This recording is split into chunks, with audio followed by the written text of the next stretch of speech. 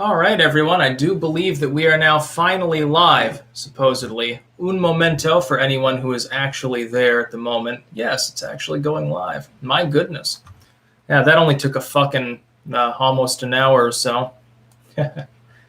Just for anyone who's filtering in early, I'm going to wait a minute. I will be paying attention to chat as always. We've got various things we've got to cover as well. Also, I need to minimize this for a second. Give me a moment. Now, for some odd reason on the streaming page itself, you've also got chat. I'm wondering if I can actually hide this. No, I can't. That's really great for people who are using one computer. It really doesn't make any sense for people who have a setup with two. So it looks like live streaming is going to continue to be available. It's just going to be primitive compared to the old days when you could start an event.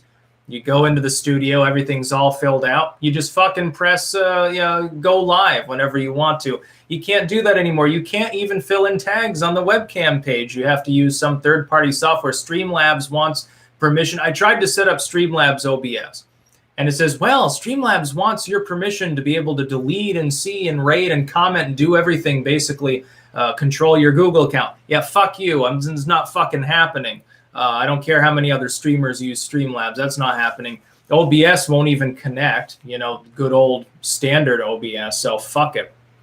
Yeah, nobody's going to get a notification.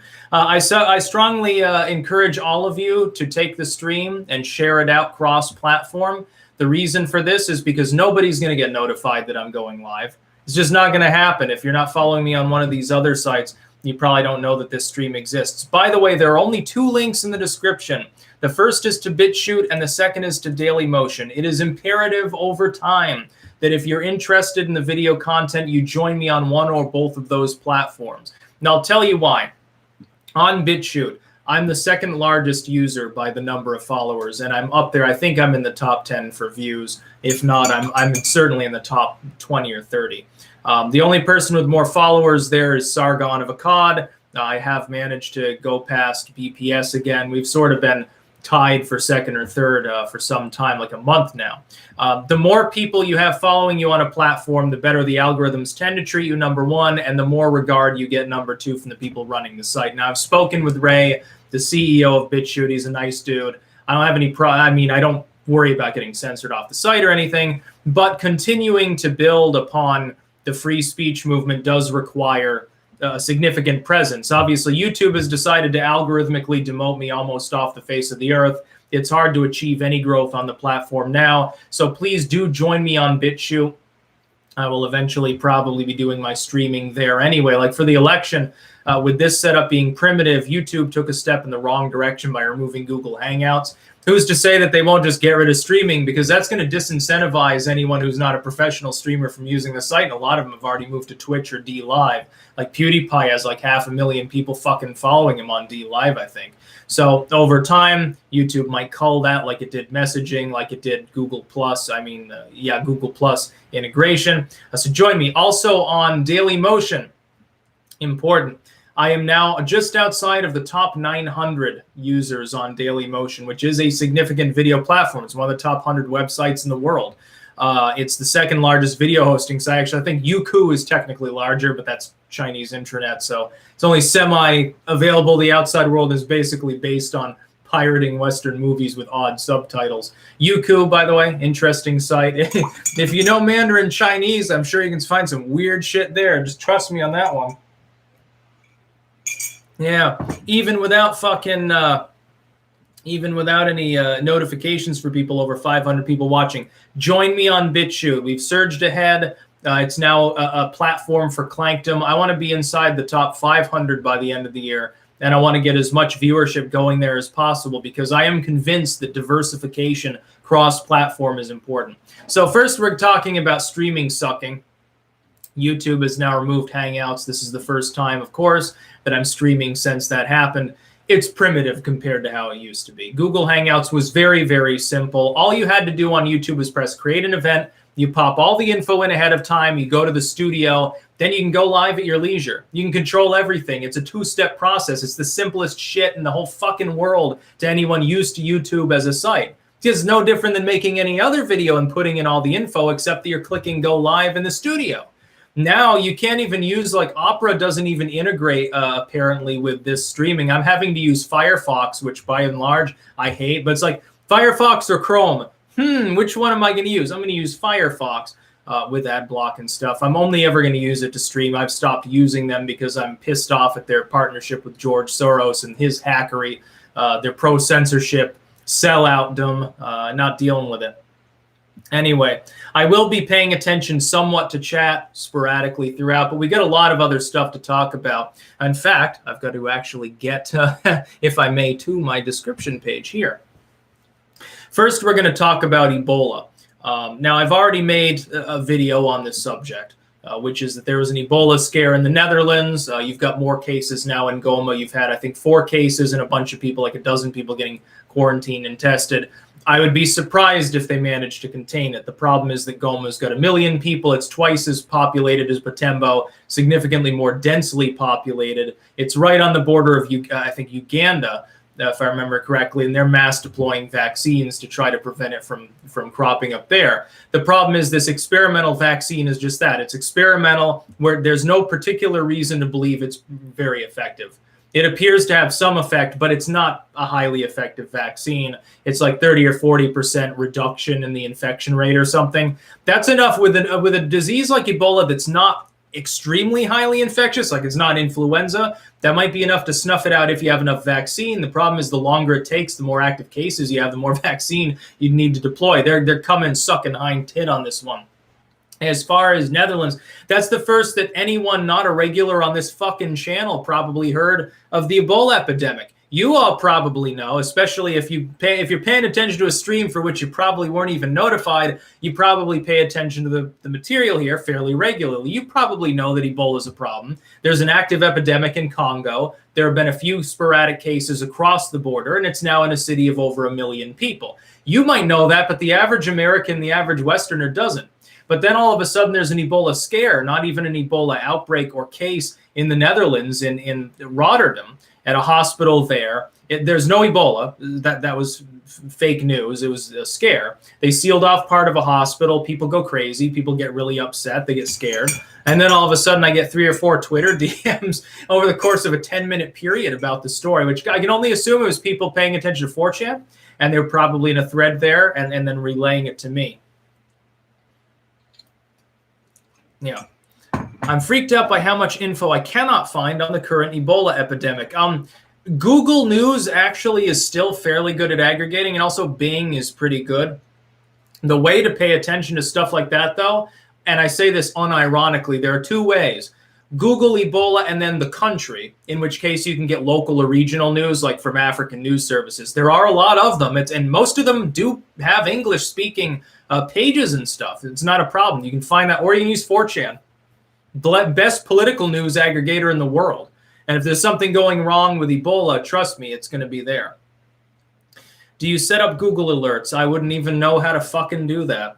I have no clue. I'm a Luddite, as you see by the fact that it took me an hour to figure out how to stream, and finally I realized, oh, if I'm using a different browser, I can just click webcam, and it's primitive, and it takes an extra step, but it still works kind of the way it used to.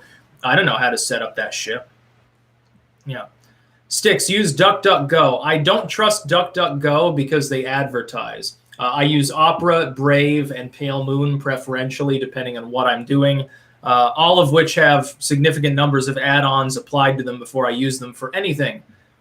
No script is a necessity these days. AdBlock Plus no longer cuts it. You're still going to see some ads. Basically, if a company's willing to pay AdBlock Plus, it'll get through. That's a problem for me. So I just use NoScript, and they say, well, you can manually configure everything. It's very, very straightforward. It's a little bit more like AdBlock Plus advanced mode for people who are used to using, extensions and shit. Get NoScript.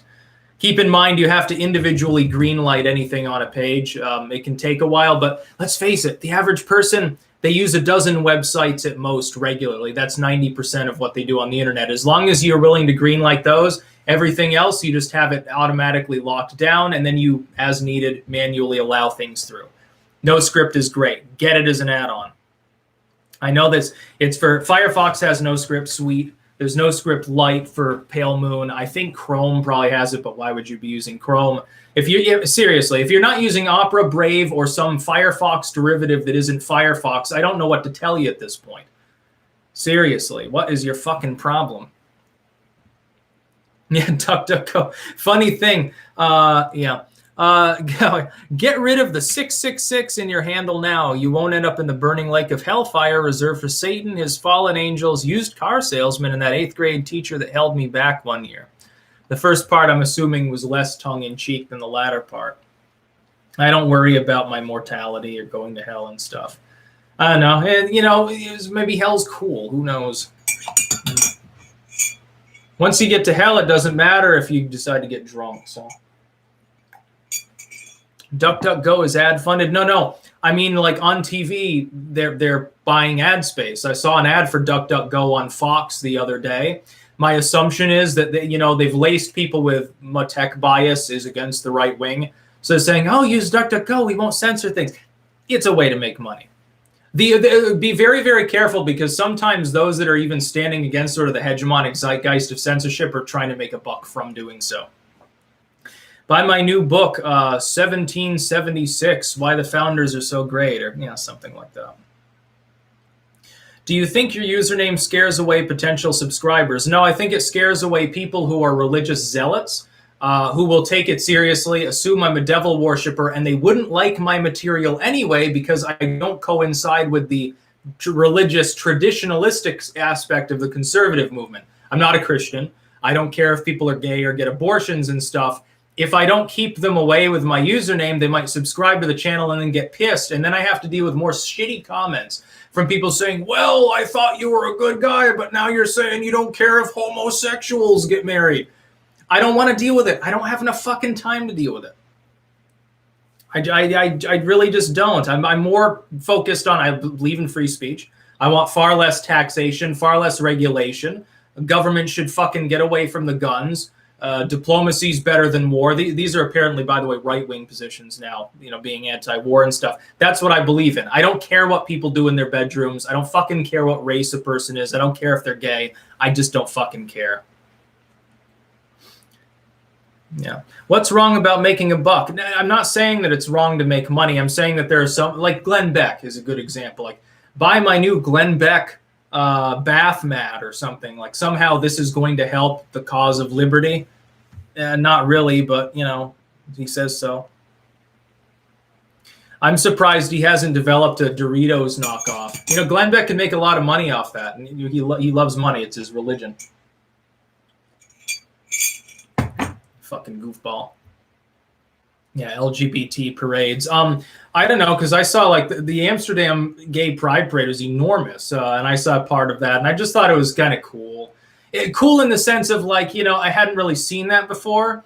It's the sort of thing I can understand it'd get annoying if it was in your city. Let's be honest here, anytime that things stop traffic, it pisses people off. But seeing it like for the kind of the first time, I've literally never seen anything like that here in Vermont. Because Vermonters, the way we do things is like gay marriage was legal here long ago. We were the first state to legalize it through legislative action as opposed to the courts. So it's passé, like it's totally normal. Nobody cares about the issue here. There is no problem with homophobia for the most part in Vermont. Nobody cared. Nobody gives a fuck. It's not there's no moralism. There's also thus not really much on the other side because there's nothing to resist against. There's no way to be #resist if there's nothing to resist. Nobody cared if you were gay here in Vermont long, long ago.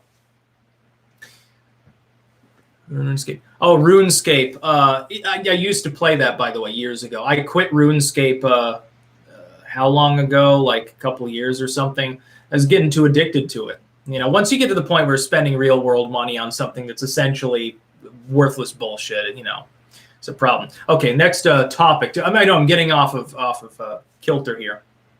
By the way, almost 1,500 people watching. All of you, please go to the links in the description. There are only 2 of them. I've called them down. You join me on Patreon, join me here and there. That's great. Dailymotion and Bitchute, please, even if you are not going to use the sites on a regular basis, join me there. Get accounts there. Trust me. Bitchute is part of the wave of the future, and Dailymotion, I am very, very competitive on that site. I'm in the top 900 users almost by follower.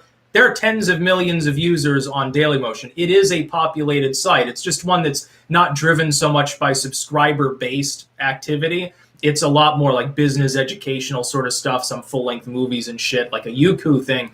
But I am competitive there, and I have noticed over time, as I've gained more steam there, I've gotten more and more responses more and more quickly from the site itself. It's French-based. Ironically, it's less censored than YouTube at this point. It's a good place to have a backup fully of everything that I do. Everything I upload is put there and notified out on the same platforms. Please join me on Dailymotion and also on Bitchute. I am the second largest user on all of Bitchute. I have gone past BPS. I'm trying to get past Sargon of Akkad. He's very close to 60,000 followers there. I'm getting very close as well. I would love to hit that first. It would be funny. Clankdom cannot survive if we do not put up a front against the liberalists. Bitchute must be a Clankdom platform. Yeah. When are you going to start Minecraft speedrunning? I stopped using Minecraft years ago, too. And why don't I use super chats? Again, I don't support the use of super chats. If other people want to, that's fine. No problem with it. It's like they offered me a revenue sharing. I can't remember. I think it might have been the Sargon and Richard Spencer debate, I think. I can't remember if it was that or if it was a latter stream. I was offered like revenue sharing on a stream that made unimaginable amounts of money. I turned it down. I said no. Because I don't believe in that. Because what it does is somebody gives $10, they get more free speech than someone who doesn't have $10 to give. That's not the way that I do business. If you're gonna give me money, then get something physical. Buy a book. Buy a piece of merchandise from my website, tarlwarwick.net. You can buy a hat or a mug, or you can buy these. You can get a mug just like this. Everyone needs a cup to drink coffee out of. It might as well have a cool logo on it. The fuck's the problem? Yeah, jazz hands. Yeah, did you see that fucking the socialist rally? Oh my god. Democratic socialism. That was one of the funniest things I ever saw. I thought Joe Biden was leading it. It was so inept. Then I realized that at the very least, people there were verbally coherent when they were speaking at all. By the way, I will say one thing about one of the cringe lords there, the one that said that he was triggered by loud noises or like stuff like that. Sensory overload, I think he used. I actually get that. I can get sensory overload when I'm in certain public spaces with certain kinds of droning sound. Like especially, those big ventilation systems they have in the great big like Walmart and shit up above? If those are on and they click off and cycle when I'm underneath them, it can cause sensory overload. I mean, I'm serious about that. But the thing is, you got to be able to get over that to live your life. Expecting people to use jazz hands instead of clapping is like, okay, why didn't you just not go to the meeting or connect remotely? Have a friend go and then fucking tell you about how it went or something. You can't hide your entire life. You can avoid things to some extent. Be like, well, no, I choose not to go to this particular place. I know it'll be crowded and loud or something. You're going to a place like that and then expecting other people to conform to your problems. A little bit odd. And then he said, guys, at the beginning of his spiel about like sensory overload, and then somebody else was immediately triggered, and you could see him lean back and start waving his jazzes. It's like, point of privilege, please don't use gendered language. And I thought it was the funniest shit I've ever seen in my fucking life. Oh, these are the revolutionaries that you're worried about, like civil war and stuff, like the far left is going to rise up. And I'm looking at this, I'm thinking, I could probably work my way through the whole fucking goddamn room unscathed, and it wouldn't be a fucking problem. These are people, you don't have to worry about them being armed because they wouldn't, can they even physically like lift a baton or a baseball bat, much less use it? I can't imagine the average person in that room knows how to fire a weapon. They're not really a threat to anyone but themselves. My goodness, they'd get beaten, they'd get the shit beat out of them. And it was funny, one of the dudes there was like, don't talk to cops. Yeah, I can understand you'd be very intimidated if you were talking to the cop because they'd probably work out a little bit. It's very funny. Yeah, it's ma'am. Yeah, far left. Yeah, the far left isn't going to rise up. It's not going to happen. I will be talking probably to Tim Pool on that subject. I like Tim a lot. I've listened to his analysis. I like his content. I think, didn't he say that he like dropped out of high school? He's a fucking smart dude. He was probably one of those dudes who's too smart for school. I like the dude. I'm a subscriber and have been for a while, but I do disagree with him on the Civil War thing. This is one of the reasons when I look at the Democratic Socialist Convention, that's a pretty good indicator of what I'm thinking is a reason not to have a problem. It was funny because a few people were trying to antagonize one or both of us, saying like I was bad mouthing him. I am not bad mouthing Tim Pool. I just think that he's wrong on his surmisings about our political future. That's all. I disagree with him. But he's not an asshole. Like some people, you disagree with them and they get nasty about it. And then sometimes, even worse, sometimes to your face they won't be nasty, but then they'll say weird shit like on a stream or something. That's happened a couple times to me. I'm not naming names here, but you might know who I'm talking about. Like saying like weird shit and he's a degenerate, stuff like that. It's like that's too close to what blood sports became and devolved into, I would say. It goes from a very structured sort of a UFC sort of thing, even with some of that imagery, joking sense, to a bunch of people breaking bottles trying to slit each other's throats. I'm not interested in that. I make the content. You absorb the content if you want. You like it. Maybe you don't like it. You press thumbs down. That's fine. I'm not here to be in a cage match against other creators. I've got my own thing going on. They've got their own thing. No, Nick Fuentes I don't have a problem with. Why does everybody think I have a problem with Nick Fuentes? Every time I talk about it, they're like, well, Nick Fuentes, I like him. I'm subscribed to him. I disagree with him too. But again, you can disagree with someone and not dislike them. You can disagree with someone, and even if you do dislike, even what they're saying, you can, not have a problem with them as a creator. But yeah, there have been people who they're gutter snipes and shit, whether I've talked to them or not.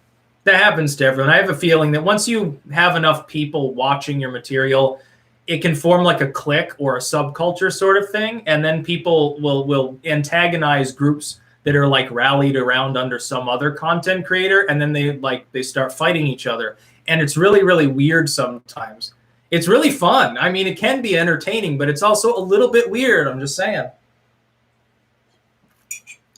And just because I disagree with Nick Fuentes on, maybe certain aspects of race, religion, certainly, it doesn't make him a bad person. It just means I disagree with him. Yeah. People think I have a problem with Medicare as well. I don't have a problem with Medicare and never did. He said one thing about me spur of the moment on, I can't even remember, some live stream. People thought I had a problem with him or something. I'm a subscriber of his too. I think he's a funny dude. I can't think of anyone that I have a real big problem with. I can't think of any, for instance, since I'm so anti-censorship, I can't think of anyone I'd want kicked off YouTube. I want everyone on YouTube. I think every human being should have a channel. Be a better world if people would speak more. Yeah, I don't even have a problem with Jared Holt. He's got a problem with himself. He's undercutting his own self, his own career at this point, by saying weird shit and by being retweeted by mass murderers. That's not a good look for him, by the way, since if it were any YouTuber, he would be the first person to condemn them and write a story about them defaming them. Yeah. Prove that you're not Razor Fist. Yeah. It's hard to prove a negative, actually. I guess we'd have to show up at the same venue together or something. Anyway, same link in the description, two of them, Dailymotion and Bitchute, for people joining. Now, please join me on one or both platforms. I will be checking later to see how the growth has happened. Bitchute, I'm one of the top users on the platform. It's a growing site. I'm interested in seeing what happens there in the future. They are going to be branching out into streaming. There's a chance I'll be doing this sort of thing on Bitchute in the future. So if you like this format, you might want to follow me there. Dailymotion, I'm one of the almost within the top 900 users for followers. Over 3,000 people following the work there. That may not sound like a lot compared to maybe YouTube. Trust me, it is. That's more than most people get on YouTube as a site, and Dailymotion isn't even primarily follower-driven. So please do join me on both of those platforms if you can. Whether or not you intend to actively engage with the content all the time, please join me, because at the very least, if I get fucked here, hey, I'm still there. I'm still uploading. Nothing changes. No interruption in service. Anyway, we're going to talk about the next, let's see, polling. I have to look at my notes here to find, and it's half hidden here. Just a second here. It's half hidden by chat. That's the problem. Okay, now it's better. Now I'll be able to read more easily. We got to talk about polling. This is something that I covered briefly this morning. I covered more in depth a couple days ago before some of the polls. Keep in mind that we don't have enough polling from states. This was a big problem in 2016. Before I start analyzing, I need to point this out. People must understand this. National polling is not the same as state polling. When we're looking at the Democratic primaries, it's the same problem we had during the Republican primaries in 2016, where we had sporadic polling in a bunch of states that didn't necessarily coincide with national polls. This is why I was wrong in guessing Wisconsin. I guessed that Trump would beat Ted Cruz. Ted Cruz ended up beating Trump. That's because there was only one fairly recent poll that showed Trump up. It was an outlier with a bad sample, and I didn't have any other polling from that month to use. The other polls had showed Ted Cruz ahead, but they were older and they had smaller sample sizes. I had to take a guess. It was like a 50-50 sort of thing. I got it wrong because of that. We have no good polling from Iowa. We have no good polling from New Hampshire. We have basically nothing from Nevada and South Carolina. I think the most recent was a New Hampshire poll like a week ago. I'd have to check. Every day I go there, every day I get disappointed. So keep in mind, the fact that Biden is riding high in national polling, arguably 10, 15 points ahead of Warren and Sanders, who are sort of tied for second at this point, that doesn't mean a whole lot. I mean, he's obviously the front runner. He's got the momentum. He's been in the aggregate, and it's important. Aggregates are better than single polls. He has been slowly growing. He's got a floor of 25, maybe 26 points. That's pretty good because his floor is arguably above the ceiling anyone else is experiencing in that second tier, that crowded second tier. Warren, Sanders, Kamala Harris, Buttigieg, arguably now Beto O'Rourke pulling into 6 just ahead of Booker. He's at about 3. He's on that line. Let's just call it a 6-person race, which is hilarious since it's Beto O'Rourke we're talking about. Robert Francis O'Rourke. Oh my God. If he became the nominee, it would be the best thing ever. It would be better than 1,000 Christmases. It'd be better than 1,000 Halloweens. And trust me, that's the one day of the year I look halfway normal. If he gets the nomination, it'd be so great. I would love it. I hope that Biden tomorrow drops out along with the whole top tier of the field, leaving Robert Francis O'Rourke as the presumptive nominee. It'd be the best thing ever in the history of political mankind's history. I would love it. Here's the thing, though. None of those people at any point have ever had a single polling result other than one poll like 2 months ago from Bernie Sanders, which was an outlier poll, that's ever been at Biden's floor, let alone at his aggregate or his ceiling. His upper level was almost 45. He got there. He then crashed for a while down to the mid-upper 20s. Now he's at his long-term average. I speculate his hardened support is about 25%, and the other roughly 10% is the soft support around his core. That is, he's got a fifth of the field or something like that, about as many as everyone else has as an aggregate in total. That's his hardened support. Those are people who think he's electable, essentially. It's not his charisma. Nobody's voting for Biden to have a charismatic candidate. These are people who are either afraid of the far left or they think Biden's the most electable. That's that 20-25%. The other grouping, they are people that are more soft in their belief, I think, on his electability, or they're center left. They're not afraid of the far left. They just think he's better as a candidate. We'll see if that changes over time. But he would have to lose virtually all of his soft support, and it would have to magically all go to like Sanders or Warren in order for them to beat him, assuming the national poll is what we're dealing with, a real number. Here's the problem. If you look at polling state to state, Biden has a lot more support in South Carolina than he has in New Hampshire. He has a lot more support, it seems, in Iowa than he would Nevada, or I think I'm getting that in reverse. It depends which state you look at. New Hampshire is very, very precarious for him because there could be a huge amount of hidden Sanders support. Sanders is the big name for New Hampshire, just as Warren for Nevada, Kamala Harris potentially for South Carolina, where Biden is riding high, arguably already in the 40s. Iowa is the big one, though. If Biden manages to get it, that takes electability off the table, at least temporarily. If he can then eke out a win in New Hampshire, he can knock Sanders on his ass. He's gone. Sanders does not become the nominee unless he wins New Hampshire. He can't come in a close second. He can't come in with the same number of delegates with 1 point less support. He has to win it by some margin, even by a half a point. Sanders must win New Hampshire. If Biden grabs both of those two first states, he becomes the presumptive nominee right away, because electability is the big thing for a lot of people in the field. Right now, I guarantee there are 5-10% of Democrats within the field. They don't support Biden, but they're still electability Democrats. They dissent from the main core of electability Democrats that thinks Biden's got the name recognition, he's got the money, he's got the experience. They're saying he's the one to do it. There are people who believe, like Buttigieg, arguably, that the party needs to go further left. That's 5-10%, maybe a little bit more or less. That's enough to give him the nomination if they flee from those other candidates. There are people that back Warren because they think Biden's too old, he's not well-spoken enough, he's too far to the center. They want Warren.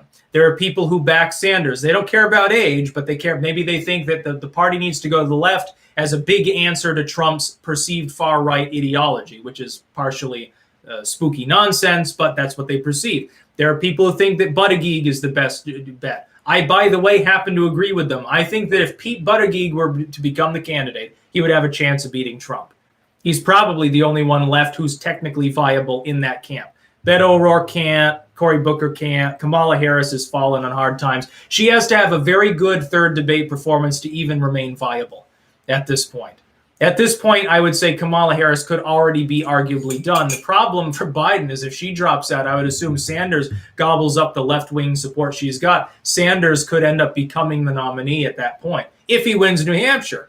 He's got the grassroots support in Iowa, too. We could see a surprise. There's like a 10% chance of a surprise in which Sanders runs away with Iowa, rolls that over into a close win in New Hampshire, and he becomes the electability candidate.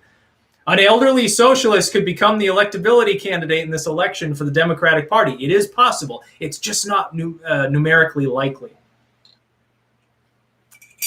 Going back to chat here for a second. But yes, long story short, the things that I see in the polls is what I expected. Biden has stabilized, slowly rises. Warren stabilizes, slowly rising. She's the Ted Cruz of the race. If everything remains even, you can even overlap these people with candidates from the last election on the Republican side. Biden is Trump, although, not with his acting chops. Elizabeth Warren is Ted Cruz. Kamala Harris is Ben Carson. Buttigieg, arguably like a Marco Rubio, or you could say Sanders is. And then you have a Carly Fiorina moment there. For Beto O'Rourke, maybe you could overlap, or Kamala Harris. Kamala Harris's slide is slower. It's more like a Ben Carson slide than a Fiorina collapse. And so you can begin to see this happen routinely. Buttigieg may be a Rand Paul character. Although I think by this point, Rand Paul had pretty much been knocked down to 1%. Buttigieg does have that core of support. It does appear hardened. 4 or 5%. That's not bad in such a packed race. It technically makes him viable. At the very least, he is a top-tier competitor, potentially.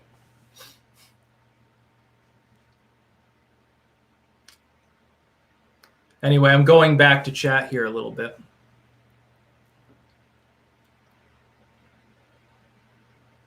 Okay, everyone.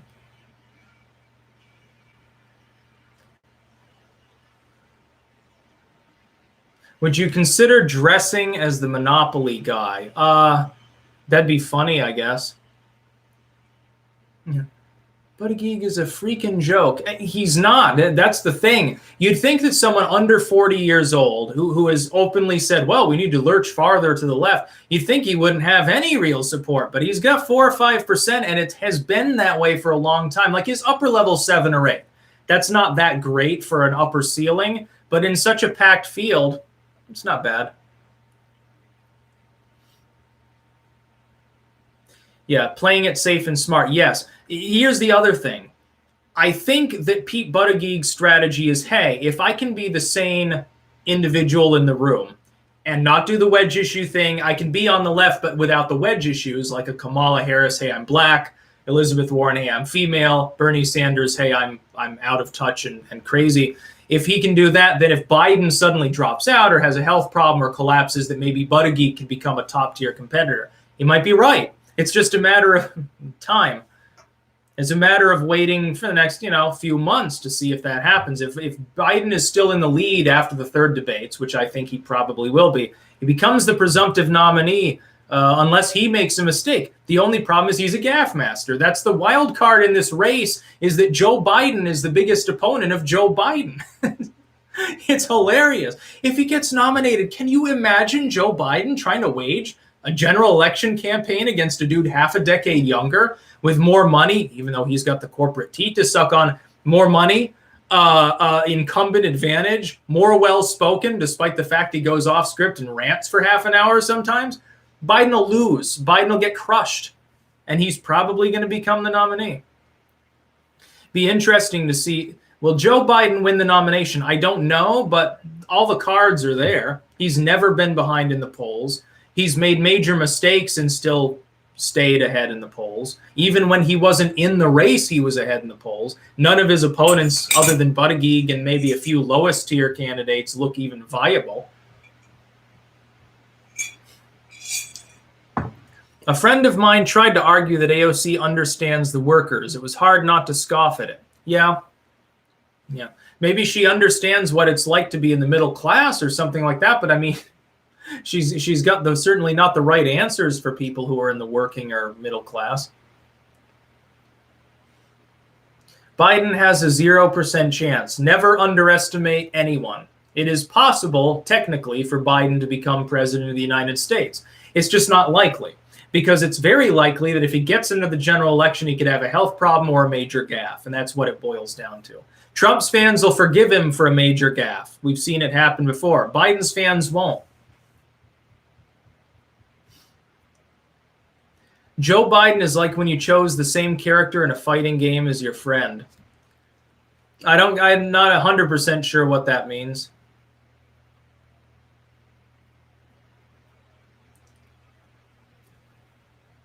Bob Dole 2.0. Yeah, or a Mondale. Trump is a little bit like Reagan. He's running, he's some of the shine has worn off. All we need is an economic boom right now, and basically you'd have the same thing as 1984.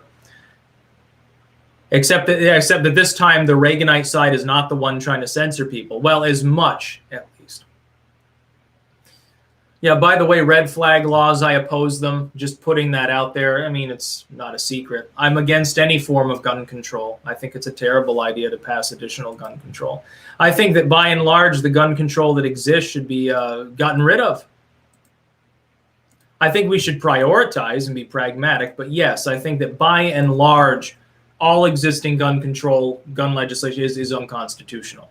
That includes, by the way, automatic weapons, regulations on suppressors, regulations on clip sizes, and what Bill Mitchell talking about, clips in the assault rifle. You mean magazines, but we'll forgive you because it's pedantic. Someone pointed out regulations on that, or like the size of this barrel is a half an inch too short. Who fucking cares, dude? I don't care if someone wants to saw off the shotgun so that it practically explodes in their own face. Who fucking cares? I don't give a fuck.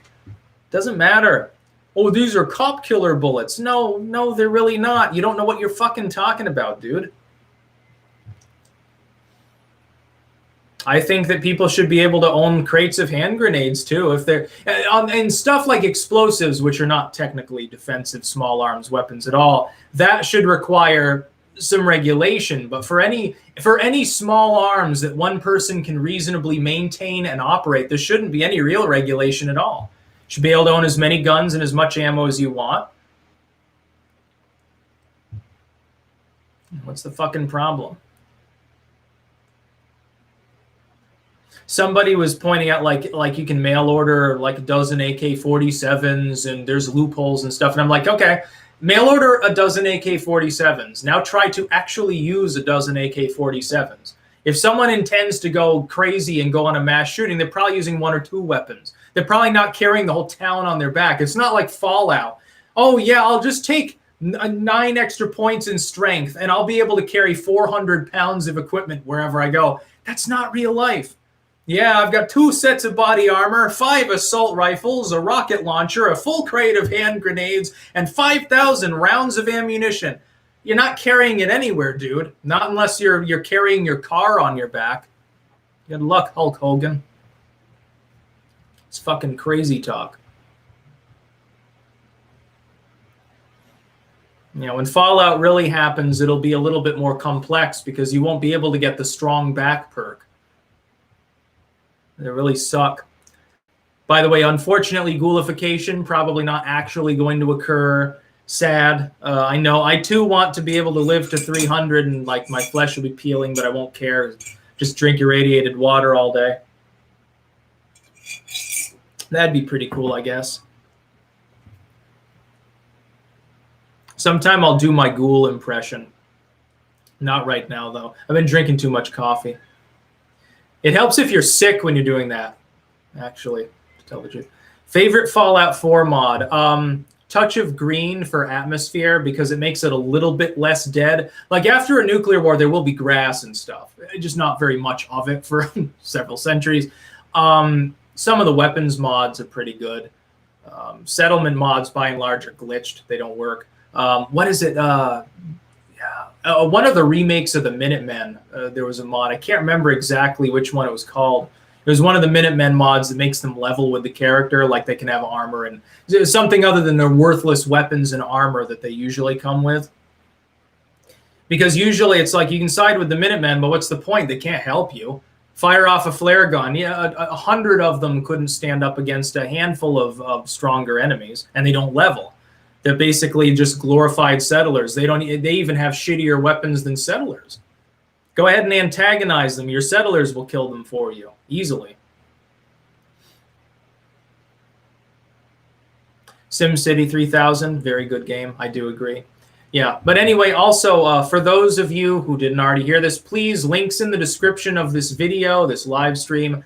Please join me on Bitchute, where in the future I may be streaming because they're introducing streaming, and YouTube's streaming is now more complex than it was, less good than it used to be with Hangouts, which is saying something. And then also on Dailymotion, I am now almost within the top 900 users on the platform for subscriber totals. And even though it's not a subscription-driven platform largely, the more people that join you on a platform like that, the less likely you are to get screwed, and it's a very good backup site. Everything's there. So if I were to suddenly disappear tomorrow off YouTube, everything would still be on Bitchute. Everything would be on Dailymotion. So you should follow me on one or both of those platforms anyway. Just a heads up for anyone, please, again, links in the description. The only links in the description. I called all the others for the purposes of the live stream, at least if you're watching live. I may add everything back later when it's not. Yeah, to talk about some politics. What else did we have to talk about? Yeah, a recap for anyone who didn't hear it, tuning in live. Ebola, there was an Ebola scare in the Netherlands. Thankfully, it turned out it was nothing. They're mass deploying vaccine in Uganda, I believe, actually, because it's right next to the Congolese border in an attempt to try to keep it from spreading there. We'll see if it's successful. My fear is that now that it's in Goma, 1.2 million people, fairly densely populated, it will take hold. They haven't even contained it in Beni or Butembo, and those are considerably smaller. It's obvious that they're hitting the edge of their capacity at this point to contain it in any degree. If it starts spreading in a city of that population, it could massacre half the population. You could see 500,000 deaths. Unfortunately, if you see that, it will spill over into other neighboring countries. It's inevitable. Millions will probably die. Will it go world pandemic mode? Thankfully, probably not, but it's still going to suck for anyone in the region. The world needs to take Ebola more seriously, and contagion in general, keeping in mind, of course, we are overdue for our roughly once-a-century big-time epidemic. Spanish flu was back during the World War I period. It's been a while since we really had that kind of epidemic. Even if you count AIDS, we're still well within the timeline where we could have another major epidemic at any given moment. Ebola is one of the possible competitors.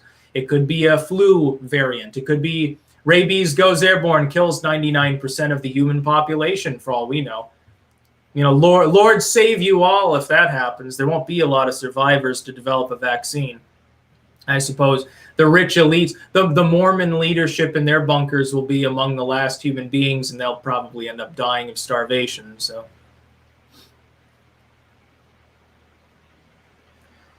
China's creating human. Yeah, China's been experimenting with using animal DNA in human embryos. We've already done that though too. We've used rabbit DNA in humans. Most of it's through gene therapy to try to prevent certain diseases, give immunity to certain things. I support generally the idea of such research. I wish that they could test it on animals maybe before human embryos in more cases. The problem being, of course, gene splicing in that sense. really interesting. I think they call it CRISPR or something like that. Really interesting thing. The kid in me is like mad scientist mode, and like, haha, let's create human hybrids that are like 8 feet tall. Ooh, this would be great. The maybe the more spiritually minded part of me is like, but playing God doesn't work very well necessarily. We might have a Jurassic Park situation. I think we should focus on trying to clone woolly mammoths for right now, while we still have elephants in the world. They're endangered too, I think. So fucking, we might not have them after a while. Get the Tasmanian tiger back and the dire wolf and some of these other Pleistocene era creatures. Giant sloths, some of the megafauna and shit. We don't even need dinosaurs yet. Let's get woolly mammoths back, and then we can start cloning humans and weird shit.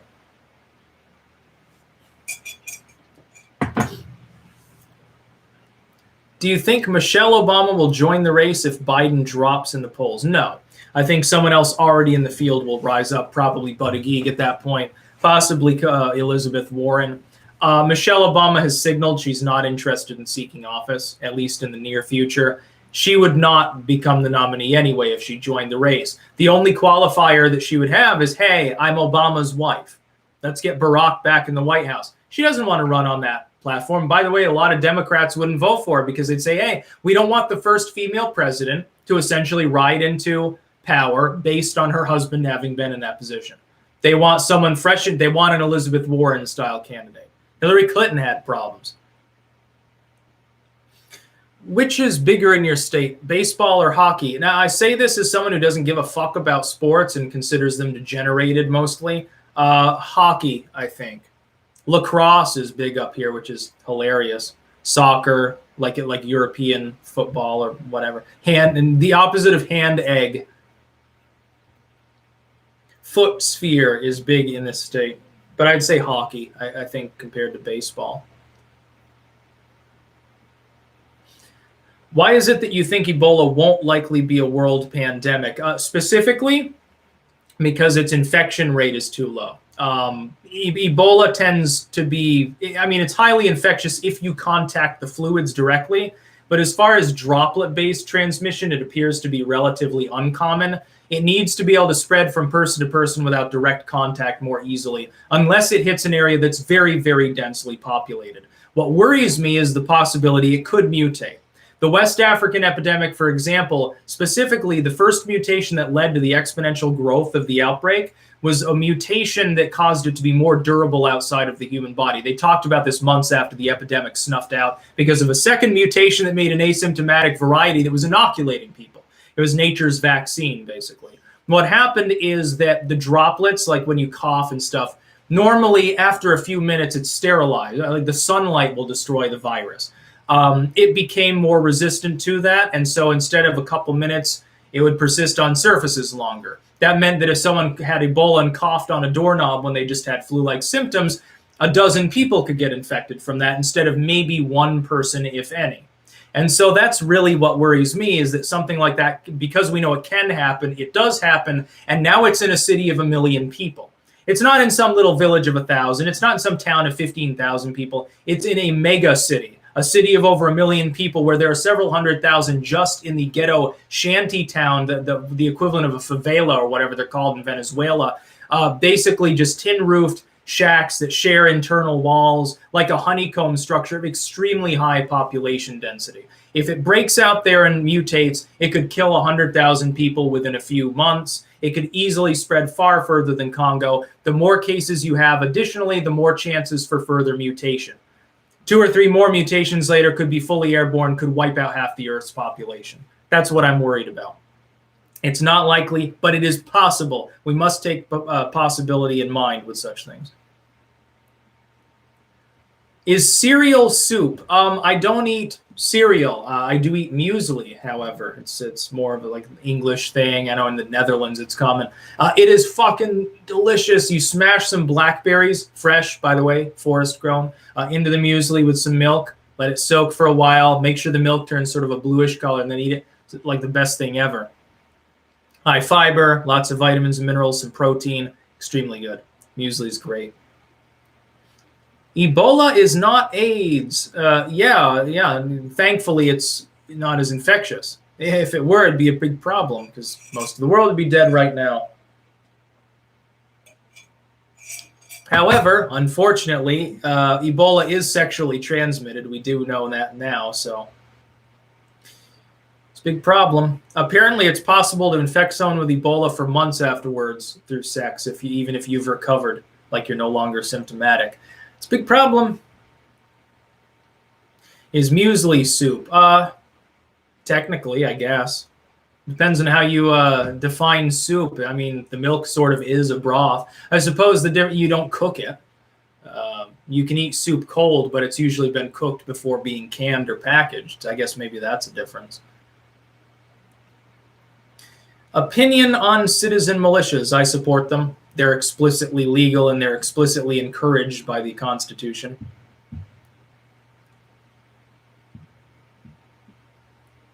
It's interesting because the Constitution explicitly protects certain things, and yet those things get regulated more than things it doesn't explicitly protect.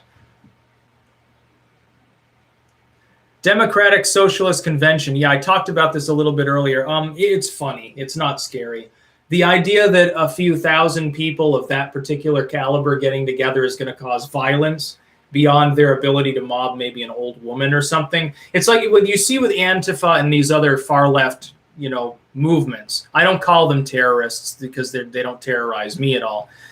They usually will gang up like 4 or 5 on one because it's the only way they can fight. If, however, you have a group of people roughly commensurate with their own numbers standing against them, they don't do anything. They might throw some shit, but they run off if you start moving towards them. Communism is lack of soup. That's an interesting definition. It works. Once again, by the way, to anyone watching that didn't hear before, please do join me on Dailymotion and or Bitchute, links in the description. Even if you're not going to regularly use them, if my YouTube ever goes down, all of my content is still there. That may be the only way temporarily for you to get updates on my material if you're following me mainly on YouTube, if the channel ever were to go down. And it might not be that I get like literally banned. It could be a glitch. YouTube could be down for a week because Google servers get fucked by a Chinese hacking attack, for all I know. If that happens, though, I'm on other platforms. I'll still upload as normal, and you'll still be able to find me there. So it is important that you follow me on multiple platforms. Do you think 8chan is coming back? Yeah, it'll be back. Give it time. And as for 4chan, then crazy if they ever take that down. Yeah, but keep in mind it's very difficult for me to get to even a small proportion of the questions being asked. In the future, maybe there'll be like a Q&A where I have like a Twitter thing and people can like comment questions and shit, and then I'll just sort of go through them. But that would be and I could do that live, I guess. I just have to have the readout on the other computer, I suppose. Do you think we'll see a Trump political dynasty? No. I don't think that any of his relatives will get into national politics. I think my reading of it is, I think that Don Jr. is quite ambitious, but I think he would wait. You see, most of them are fairly young. Like how old is Eric Trump? Is he like 30s or 40s or something? Maybe he's older, and I don't know. Like Bannon, people talk about him becoming president. It's like, the dude's still a kid. It's going to take a while. You got to give him time, I think, to sort of do the private thing, private industry, and get more, business chops behind them, and then they can, maybe go into politics. But it won't be dynastic in nature. Dynastic politics is something most Americans don't like. It's just like with Jeb Bush. What happened? It's not that Jeb Bush's platform turned people off. A lot of people just wouldn't vote for him because he was a Bush. Hillary Clinton, they're like, okay, we've had a Clinton in the White House fairly recently. We don't like you. They didn't even, some people are just like, no more Bushes, no more Clintons. I was like that too. I don't like dynastic politics, and there are a lot of people that are like that. I don't think that another Trump immediately will be welcome in national level politics. You can see it in New York politics, maybe state level. It's possible. I think you're more likely to see Ivanka Trump get into politics than any of the others. She's sort of distanced herself from some of her father's positions. And so she's more palatable, I think, to centrist voters, on maybe the more local level. Yeah. Varg's channel was shut down. Yeah, but that was a while ago. He's still on BitChute, by the way, Varg. He's a Tulian perspective there. You should follow him. Still makes the same good content he did before. I find it funny. They're like, hey, look at this family man. He's got too many kids. Let's kick him off of YouTube so it's harder for him to make a living or something like that. How do you think SCOTUS will rule on the bump stock ban? Difficult to say. It's because the bumps, technically speaking, the bump stock does make it an automatic weapon. Because it creates an automatic function that doesn't require any manual input. You're simply holding the trigger down. It bumps back and forth.